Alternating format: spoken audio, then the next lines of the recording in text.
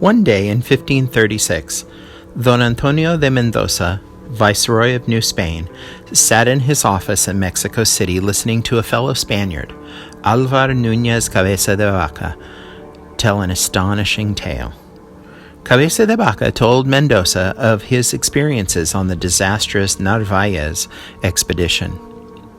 Mendoza was fascinated by this amazing tale of adventure and survival in foreign lands, but the part of the story that interested Mendoza the most was the report Cabeza de Vaca gave concerning golden cities. While they were living with the Native Americans, Cabeza de Vaca had heard much talk about a land to the north of them, a land that was rich in gold. This land was called the Seven Cities of Cibola. It was believed that Cibola was a region to the north containing 7 wealthy cities, each one bursting with gold. Mendoza was excited by this report and was eager to find this gold. Mendoza decided to find the 7 cities of Cibola. He recruited a French priest named Friar Marcos. In addition, a man named Esteban, a slave who had traveled with Cabeza de Vaca and who, along with de Vaca, survived the Narvaez expedition, was recruited to go along as a guide and translator on their investigative travels north. Esteban was a Moor who had been relocated to Spain as a slave. By the time Mendoza recruited him for the expedition to find the 7 cities of Cibola, he had become a very experienced explorer. Esteban had come in contact with different Native American groups on his travels and had learned a few things about their ways of life.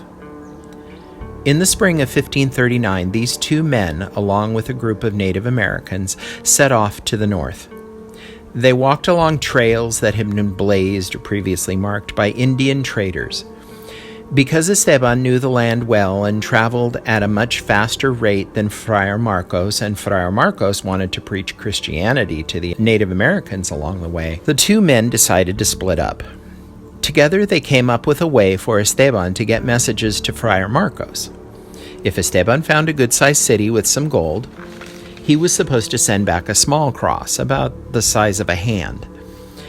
If he found a big city with lots of gold, he was supposed to send back a large cross about the size of an arm.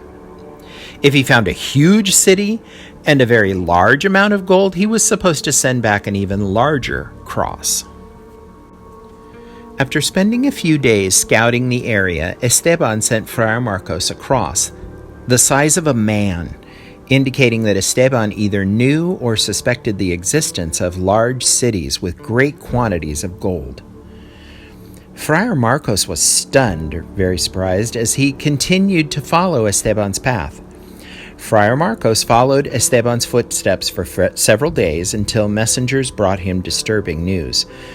The messengers told Friar Marcos that Esteban had been killed in a pueblo called Huica, which was thought to be one of the cities of Cibola. The area known as Huica is in present-day New Mexico. Esteban had presented himself to the Zuni of Huica as a great medicine man and healer. The village elders in the pueblo were suspicious of Esteban and killed him. When Friar Marcos heard that Esteban had been killed, he decided it wasn't safe to go to Huica, because if he were killed, no one would know about their discovery of gold. Friar Marcos went back to Mexico, with only having seen the town of Huica from a distance. He told the Spanish about their journey and about the large cross Esteban sent back, indicating the existence of large cities with great quantities of gold. The Spanish listened closely. They asked Friar Marcos if he had seen the golden cities of Cibola. Friar Marcos said he had. He told the Spaniards that Huica was bigger and richer than Tenochtitlan, the capital of the Aztec Empire. Friar Marcos was so convinced of the truth behind Esteban's message of the large cross, Friar Marcos led the Spaniards to believe that he had really seen the city. When the Spaniards heard this, they believed that the city Esteban and Friar Marcos had seen might be El Dorado, the golden one they had heard about from many native people but had never been able to find. Soon all the conquistadors of Mexico hoped for a chance to explore and conquer this land of wealth. And in the end, Mendoza appointed a young man named Francisco Vazquez de Coronado to lead an expedition to Cibola. In February of 1540, Coronado assembled his expedition in the town of Compostela in northern Mexico. Coronado wore bright gilded armor. He recruited 337 Spanish soldiers, 220 of whom rode on horses. Also on the expedition were 700 Indian slaves who would serve the Spaniards and take care of large herds of sheep and cattle that would be marching with the men. There were also priests and a few women on the expedition. One of the priests was Friar Marcos. Everyone was excited about getting rich from the gold they would find in Cibola. Coronado and his men marched north through the hot, dry lands of northern Mexico, covering 10 to 15 miles a day. When they came to rivers, they built makeshift rafts and used them to ferry themselves and their animals across. They saw some small pueblos, but seeing that the Native Americans had no gold, Coronado and his men pressed on, crossing bush and desert and entering into what is now the United States. Friar Marcos and the Indian guides led Coronado to the pueblo of Huica, where Esteban had met his end. As Coronado and his men approached, the Zuni came out to meet them. They were carrying weapons and rocks, and they drew a line on the ground by sprinkling cornmeal as a way of telling the Spaniards that they were not to come any farther. They were resolved or determined to protect their town.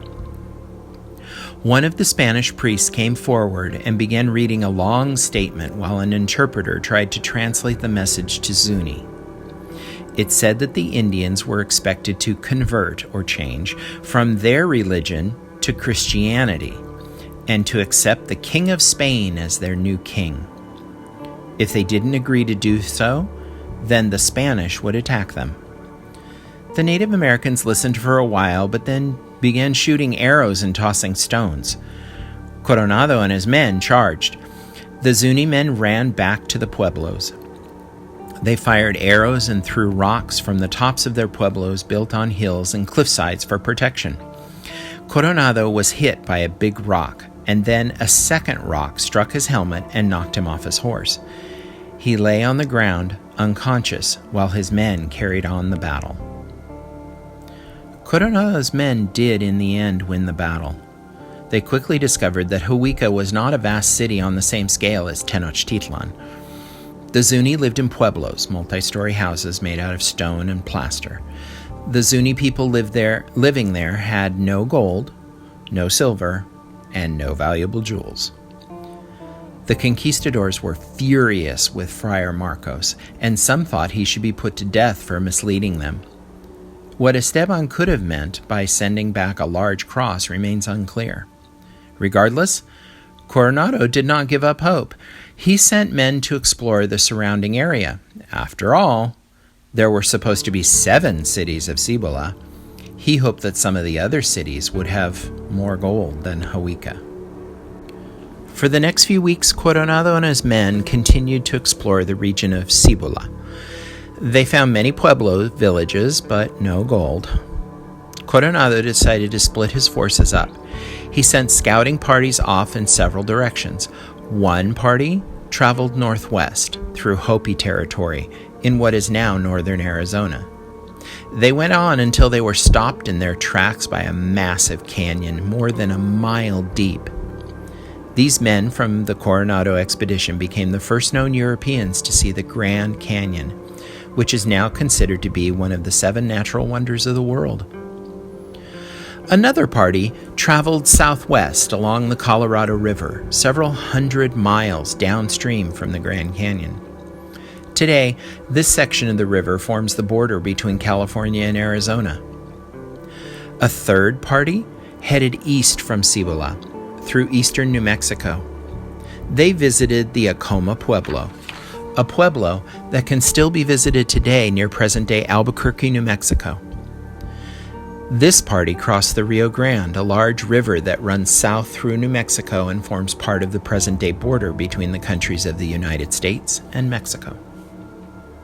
They passed north through the land of the 12 Rio Grande Pueblos, an area by the Rio Grande River occupied by Native Americans who the Spanish called the Tiwash Indians.